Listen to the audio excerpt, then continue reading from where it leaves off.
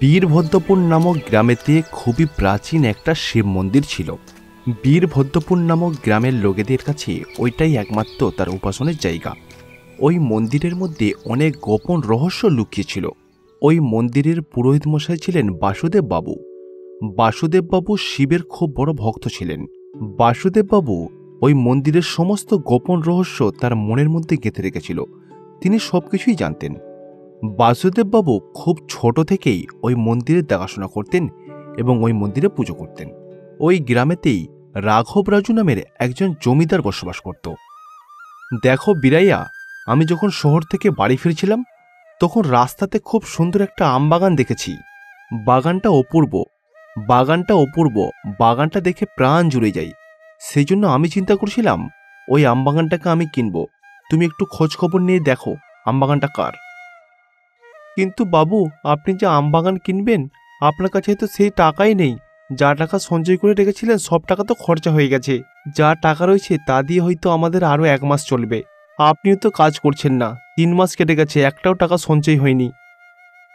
দেখো, গ্রামে কিছু লোক আছে যারা চুরি চামারি করে বেড়ায়, তাদেরকে তুমি ধরে আনবে। তাদেরকে শাস্তিস্বরূপ কিছু কাজ করিয়ে কিছু টাকা উপার্জন করে নেব, বুঝেছ? আর তাদের টাকা দিয়েই যে বাগানটা আমার পছন্দ হয়েছে সেই বাগানটা আমি কিনব, মাথায় থাকে যেন। সেই জন্য রাঘব রাজু এবং বীরাইয়া চিন্তা করতে লাগলো গ্রামের মানুষের কাছ থেকে টাকা কিভাবে উসুল করবে। এইরকমই পরের দিন সকালবেলা বাসুদেববাবু তার স্ত্রীকে বলল, সুলোচনা, তুমি কালকে জানো তো ভগবান শিবের কালকে অভিষেকের দিন। এই দিনটা কিন্তু শিবরাত্রির মতোই খুবই বিশেষ একটা দিন। কালকে সকালবেলা উঠেই ভগবান শিবের অভিষেক শুরু করে দিতে হবে, কারণ ওই বিশেষ দিনে একটা নির্দিষ্ট সময় আছে অভিষেক করার। আরে, এটা তো একটা বিশেষ দিন, তুমি গ্রামবাসীদের সামনেই অভিষেকটা করো। অন্ধকারে কেন করতে যাবে? ওরাও তো এটা দেখবে, অনেক কিছু শিখতে পারবে, তাই না গো? আরে না না সুলোচনা, গ্রামবাসীদের সামনে একদমই ভগবান শিবের অভিষেক করা যাবে না, কারণ নিষেধ আছে। আমাদের গ্রামে যে শিবলিঙ্গ রয়েছে সেটা কোনো সাধারণ শিবলিঙ্গ না, ওটা কাঠের তৈরি খুবই বিশেষ একটা শিবলিঙ্গ। ওর গুরুত্ব কিন্তু অনেক। কালকে যখন ওই শিবলিঙ্গর চারপাশে অভিষেক করব, তখন দেখবে ওই শিবলিঙ্গর চারপাশে ঝলমল করছে জাদুর মতো। শিবলিঙ্গর চারপাশে একটা আলোর ঝটা খেলে যাবে। তার চারিদিকে শুধুমাত্র টাকা, সোনা, দানা, পয়সা থাকবে। সেই জন্যই তো তোমাকে বলছিলাম, গ্রামের লোকেরা যদি একবার এই খবরটা জানতে পেরে যায় তাহলে সর্বনাশ হয়ে যাবে। কারণ দেখো সুলোচনা, কার যে মনে কি আছে সেটা তো আমি জানি না। সেই জন্যই তো এতদিন ধরে এই রহস্যটা সকলের কাছ থেকে লুকিয়ে রেখেছি। প্রতি বছর সোনা, দানা, টাকা পয়সা যা কিছু পায় সেগুলো তো গ্রামবাসীদের মধ্যেই বিলিয়ে দিই। এবছরে ভাবছিলাম আমি আমার নাম দিয়ে সোনা দানাগুলোকে বিলি করব না। বাসুদেব বাবু তার স্ত্রী সুলোচনাকে মন্দিরের রহস্যটাকে বলে দিল। তার স্ত্রী সুলোচনা সবকিছু শুনে তো অবাক হয়ে গেল। রাঘব রাজু এবং রামাইয়া তারা দুজন গ্রামে ঘুরে ঘুরে গ্রামবাসীদের কাছ থেকে টাকা উসুল করতে লাগলো। বাবু, যাই হোক না কেন, আপনি কিন্তু খুব সুন্দর বুদ্ধি বার করেছেন। দেখো বাবু, আজকে তো অনেক টাকা উপার্জন হয়েছে। এই টাকা দিয়ে শুধু একটা আম বাগান নয়, এটা দিয়ে আপনি দুটো আম বাগান কিনতে পারবেন। ইরাইয়া এবং রাঘব রাজু সেই টাকাগুলোকে নিয়ে পাশের গ্রামেতে চলে গেল। সেই গ্রামেতে গিয়ে একজনের কাছ থেকে তিনি খুব বড় একটা আমবাগান কিনে ফেলল। এইভাবে পরের দিন সকালবেলা সেই শুভ দিন চলে এলো। রাঘব রাজু এবং বীরাইয়া সকাল সকাল ওই গ্রামেতে এলো। আর ঠিক তখনই বাসুদেব বাবু তার স্ত্রীকে সঙ্গে নিয়ে ভগবান শিবের মন্দিরে ভগবান শিবের অভিষেক করছিল। সুলোচনা, এই গ্রামেতে একমাত্র আমরাই হচ্ছে সব থেকে বেশি ভাগ্যশালী, কারণ মহাদেবের এরকম অভিষেকের দৃশ্য এর আগে কখনো কোনো গ্রামবাসী দেখেনি। ভগবানের অভিষেক তো কিছুক্ষণের মধ্যেই পুরো হয়ে যাবে, তারপর দেখবে গোটা মন্দিরটা উজালাতে ভরে গেছে। শিবলিঙ্গর পাশ থেকে টাকা পয়সা এবং সোনাদানা বেরোবে। এইভাবে কথা বলতে বলতে কিছুক্ষণের মধ্যেই গোটা মন্দিরে একটা আলোর ঝটা খেলে গেল, ঠিক যেমনটি বাসুদেব বাবু বলছিল তার স্ত্রী সুলোচনাকে। অন্যদিকে বীরাইয়া এবং রাঘব রাজু ওই রাস্তা দিয়ে যাবার পথে লক্ষ্য করল মন্দির থেকে একটা আলোর ঝটা খেলছে। আরে বীরাইয়া, মন্দিরে মনে হচ্ছে কেউ আছে। মন্দির থেকে ওইভাবে একটা অদ্ভুত আলো জ্বলছে, কি ব্যাপার বলো তো? চলো তো একবার গিয়ে দেখি মন্দিরে কে আছে। তারপর রাঘব রাজু এবং বীরাইয়া মন্দিরের ভেতরের দিকে যেতে লাগলো। সেখানে বাসুদেববাবু তার স্ত্রী সুলোচনাকে সঙ্গে নিয়ে ভগবান শিবের বিশেষ অভিষেক করছিল। আরে আরে বাবু, এটা কি? এইরকম আশ্চর্য জিনিস তো এর আগে কখনোই দেখিনি। এই পুরোহিত মশাই তাহলে সব কিছুই জানতো, কাউকে তো কিছুই বলেনি এতদিন ধরে। বীরাইয়া এইভাবে রাঘব রাজুকে বলল। তারা দুজন শিবলিঙ্গ থেকে যে আলোর ঝটা বেরোচ্ছিল এটা দেখে তো তারা দুজন অবাক হয়ে গেল। এরকম দৃশ্য এর আগে তারা কখনোই দেখেনি। তার ঠিক পরের মুহূর্তেই শিবলিঙ্গর পাশে সোনা দানা টাকা পয়সা সবকিছু বেরোতে লাগলো। এই সবকিছু রাঘব রাজু এবং বীরাইয়া নিজের চোখে দেখে তো অবাক হয়ে গেল। তাদের মনের মধ্যে লোভ জন্মাতে লাগলো। দেখো সুলোচনা, তুমি আমার স্ত্রী বলে এই ব্যাপারটা তোমাকে বললাম, না হলে এতদিন কিন্তু আমি সকলের কাছ থেকে ব্যাপারটা গোপন রেখেছিলাম। মহাদেব শিবের অভিষেকের কারণে যে সোনা দানা টাকা পয়সা বেরিয়েছে, এই সমস্ত কিছু গ্রামের মানুষের মধ্যে বিলিয়ে দাও। এই সোনা দানা টাকা পয়সা শুধুমাত্র তাদেরই প্রাপ্য যারা অসহায় গরিব, যাদের দুবেলা দুমুটো জোটে না। এইটা করলেই কিন্তু ভগবান শিবের কৃপা আমাদের ওপরে থাকবে, নাহলে কিন্তু ভগবান শিব খুবই ক্রুদ্ধ হয়ে যাবে। তারপর তারা দুজন স্বামী স্ত্রী হাত জোর করে ভগবানের কাছে প্রার্থনা করবে। তারপর সমস্ত টাকা পয়সা সোনা দানাগুলোকে নিয়ে বাইরে চলে যাবে। রাঘব রাজু এবং বীরাইয়াও এই ব্যাপারটা জেনে ফেলবে যে কি করে এত সোনা দানা এলো। দেখো বীরাইয়া, আমি এত বছর ধরে এই গ্রামের গ্রাম প্রধান, কিন্তু আমিই জানতাম না যে আমাদের মন্দিরের এত বেশি বিশেষত্ব আছে। এই মন্দিরের যে আশ্চর্যতম জিনিস আমি দেখেছি, সেটা যদি না নিজের চোখে দেখতাম তাহলে তো কখনোই বিশ্বাস করতাম না। দেখো বীরাইয়া, বাসুদেব এবং তার স্ত্রী সুলোচনা কিন্তু এখনও পুজো করে বাইরে বেরোয়নি। ওই সোনা দানা টাকা পয়সা নিয়ে যখনই মন্দির থেকে বাইরে বেরোবে, আমরা কিন্তু তাদের দুজনকে ওখানেই মেরে ফেলব, আর সমস্ত সোনা দানা টাকা পয়সাগুলোকে নিয়ে আমরা বিদেশে পালিয়ে যাব। কারণ একসাথে অত সোনা দানা তো গ্রামের লোকেদেরকে বিলিয়ে দিতে পারি না। বীরাইয়া এবং রাঘব রাজু চিন্তা করল, মন্দিরের ওই যে আশ্চর্যতম সোনা দানা টাকা পয়সা আছে সেইগুলোকে তারা চুরি করবে। পরের দিন সকালবেলাতেও বাসুদেববাবু তার স্ত্রী সুলোচনাকে সঙ্গে নিয়ে মন্দিরে অভিষেক করতে গেল। রাঘব রাজু এবং বীরাইয়াও তাদের পেছনে পেছনে যেতে লাগল। তারা দুজন পা টিপে টিপে একটা দেওয়ালের আড়ালে দাঁড়িয়ে দাঁড়িয়ে সবকিছু লক্ষ্য করছিল। সুলোচনা, আজকে একটু দেরি হয়ে গেল, তুমি তাড়াতাড়ি মালাগুলোকে তৈরি করো। সূর্য ওঠার আগেই আমাকে অভিষেক করতে হবে, নাহলে কিন্তু সর্বনাশ হয়ে যাবে। তাড়াতাড়ি করো একটু। এইভাবে বাসুদেববাবু ভগবানের অভিষেক শুরু করে দিল। তার সাথে সাথে পঞ্চভোগও তৈরি করে ফেলল তার স্ত্রী। তার সাথে সাথে বাসুদেববাবু ভগবানের অভিষেক শুরু করে দিল। এইদিকে বাসুদেবের স্ত্রী সুলোচনাও সমস্ত ফুল দিয়ে মালাগুলোকে গেঁথে ফেলল।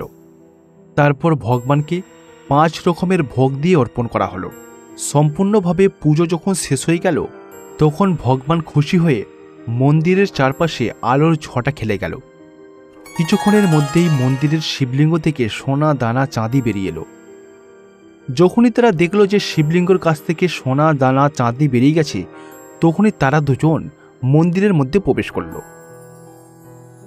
আমি তো এতদিন ধরে এই সোনা দানা টাকা পয়সারই অপেক্ষা করছিলাম। বাসুদেব, তুমি কিন্তু সব জানতে, কাউকে কিচ্ছু জানাওনি। এতদিন যদি তুমি আমাকে বলে দিতে, তাহলে আমি এইগুলোকে বিক্রি করে কোটি কোটি টাকা উপার্জন করতাম। আমি তো এতদিনে কোটিপতি হয়ে যেতাম।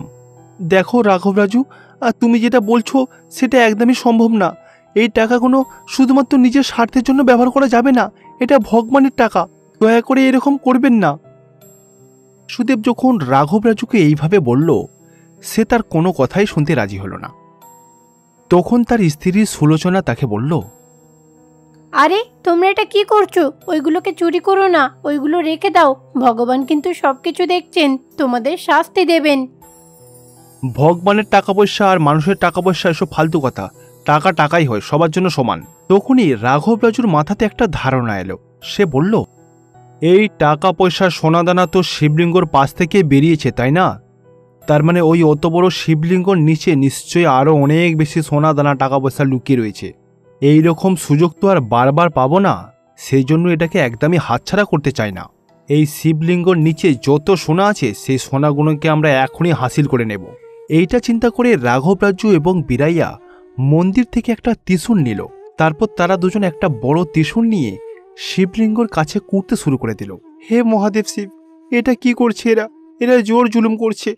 কতদিন ধরে আমি এই গোপন রহস্যটাকে গ্রামের লোকদের কাছ থেকে লুকিয়ে রেখেছি, কাউকে আমি কোনোদিন কোনো কিচ্ছু জানাইনি।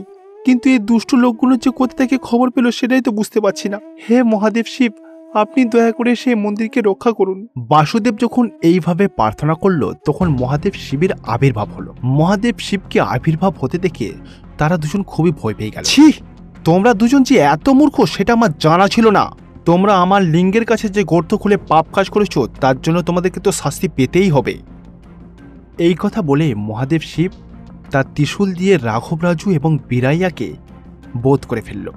তারপর স্বয়ং মহাদেবকে দেখে বাসুদেব বাবু বলল, স্বামী, আপনি সঠিক সময়ে এসে আপনার শিবলিঙ্গকে রক্ষা করেছেন।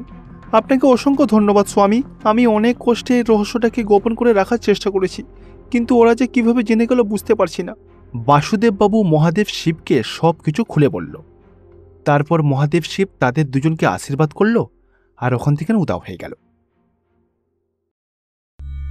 আগের পর্বে আমরা দেখেছিলাম মাতা পার্বতী গৌরীর রূপ ধারণ করে মণিকার কাছে গেল।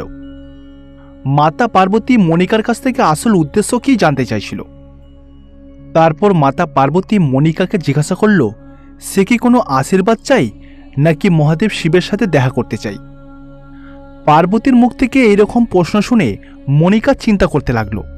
এ কি, উনি আমাকে এইভাবে প্রশ্ন করছেন কেন? যেই থেকে আমি কৈলাস যাত্রাটা শুরু করেছি কেউ না কেউ আমাকে এই একই প্রশ্ন করেই চলেছে। আমি তো শুধুমাত্র মহাদেবের সাথে দেখা করতে চাই, আর তো আমার মনে কোনো উদ্দেশ্য নেই। তাহলে এরা সবাই এইভাবে প্রশ্ন কেন করছে? এইভাবে মণিকা নিজের সাথে নিজে মনে মনে কথা বলছিল। তখন গৌরী মানে মাতা পার্বতী তাকে জিজ্ঞাসা করল, আরে মণিকা, কি ব্যাপার? তুমি একা একা নিজেই কথা বলে চলেছো। কি ভাবছোটা কি বলো তো? তোমার মনে কি চলছে? তুমি তোমার ইচ্ছাটা আমাকে জানাও। আমি তো বললাম তোমার সব ইচ্ছে আমি পূর্ণ করব। তুমি বলো। না না মা, আমি মনে কোনো উদ্দেশ্য রাখিনি। আমি তো শুধু মহাদেবের সাথে দেখা করতে যাচ্ছি আর ওনার কাছে ক্ষমা চাইতে যাচ্ছি।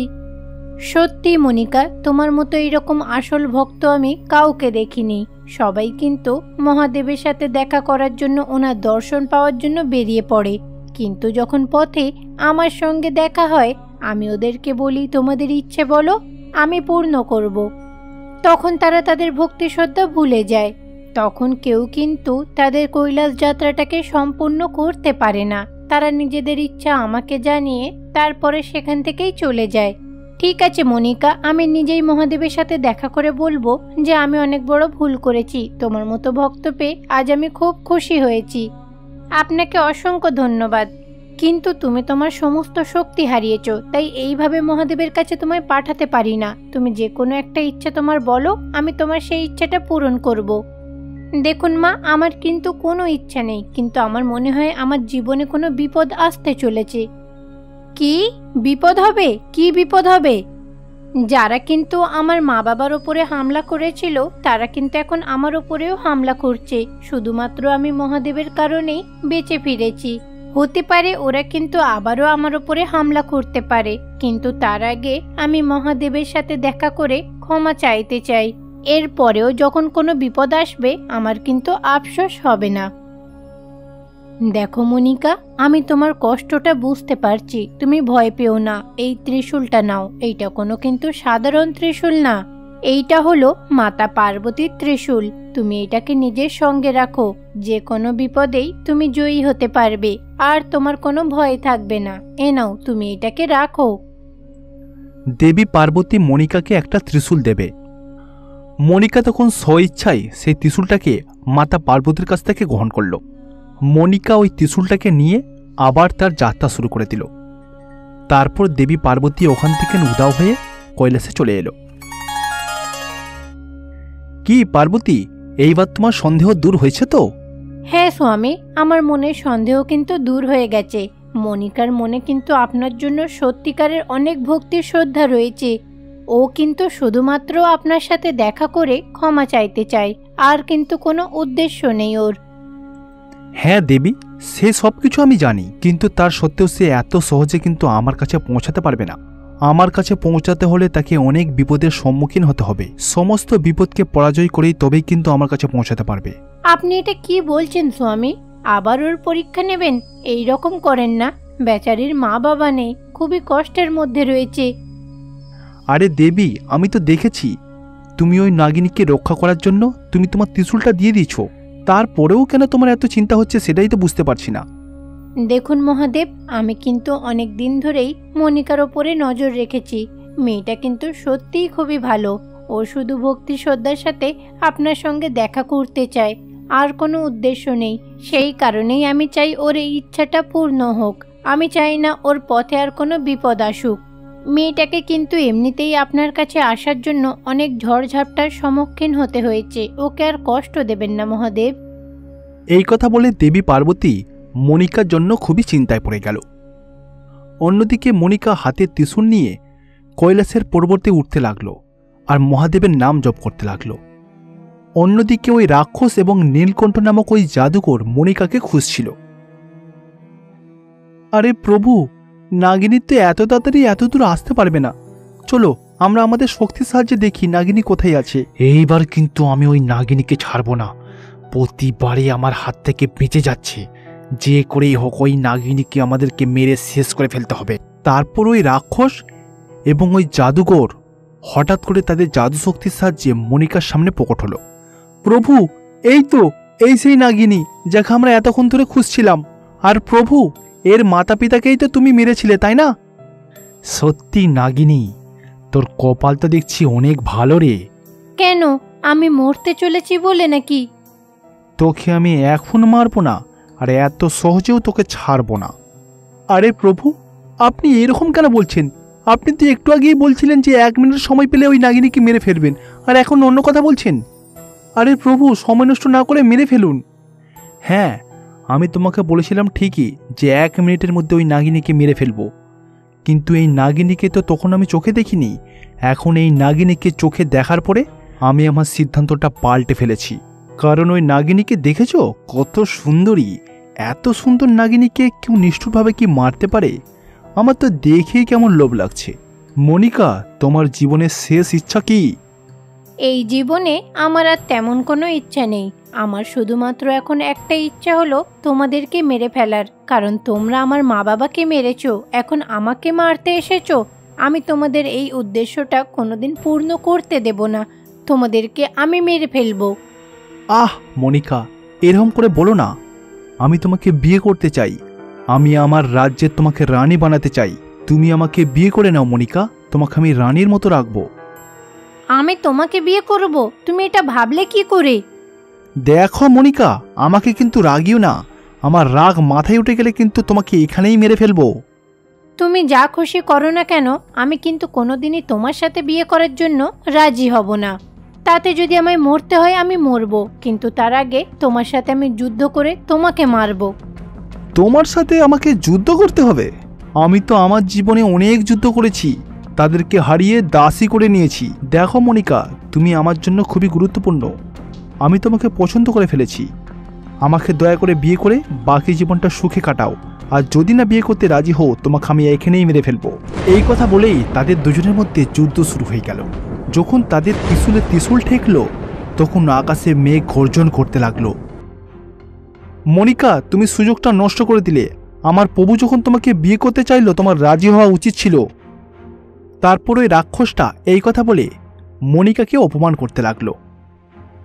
তখনই মনিকার মাথাতে একটা বুদ্ধি এলো। হঠাৎ করে দেবী পার্বতীর দেওয়া সেই ত্রিশূলটাকে ব্যবহার করতে শুরু করে দিল। মনিকা ওই ত্রিশূল নিয়ে সজোরে ওই রাক্ষস এবং ওই জাদুকরের কাছে দৌড়ে যেতে লাগলো। জাদুকর মনিকার বিভ্যস্ত রূপ দেখে তো খুবই ভয় পেয়ে গেল। মনিকা, দয়া করে আমাকে ছেড়ে দাও মনিকা। শুধুমাত্র তোমার জন্যেই আমার পুরো জীবনটা নষ্ট হয়ে গেছে। তুমি আমার মা বাবাকে মেরেছো, আমি এবারে কিন্তু তোমাকে ছাড়বো না। তারপর মনিকা মাতা পার্বতীর দেওয়া সেই ত্রিশূল দিয়ে রক্তকান্ত এবং ওই জাদুকরকে ত্রিশূল দিয়ে বধ করলো। আমার এই কৈলাস যাত্রার উদ্দেশ্যটা কিন্তু অন্য ছিল। আমি মহাদেবের সাথে দেখা করতে যাচ্ছিলাম, কিন্তু পথে ওই রাক্ষসদের সাথে দেখা হলো যারা আমার মা বাবাকে মেরেছিল। তাই আজ আমিও তাদেরকে মেরে ফেললাম। আমি এটা জানি না যে ওদেরকে মেরে আমি ঠিক করলাম কি ভুল করলাম, কিন্তু আমি তো এখন অপবিত্র হয়ে গেলাম। এইভাবে অপবিত্র অবস্থায় তো আমি কৈলাসে মহাদেবের কাছে যেতে পারি না। এখানে যদি কোথাও গঙ্গা জল হতো তাহলে ভালো হতো। গঙ্গা জল থেকে স্নান করার পরে তাহলেই আমি পবিত্র হতে পারতাম। এই কথা চিন্তা করে মনিকা ওই পর্বতের কাছাকাছি একটা নদীর খোঁজ করতে লাগলো, কারণ জল তেষ্টায় তার গলাটা শুকিয়ে যাচ্ছিল। মনিকা কি আদৌ নদীর সন্তান পাবে? এমনকি সে যে মানুষ হত্যা করেছিল সে কি পবিত্র হতে পারবে? মহাদেব শিবের সাথে সে কি আদৌ দেখা করতে পারবে? এইটা জানার জন্য আমাদেরকে পঞ্চম পর্বের জন্য অপেক্ষা করতে হবে।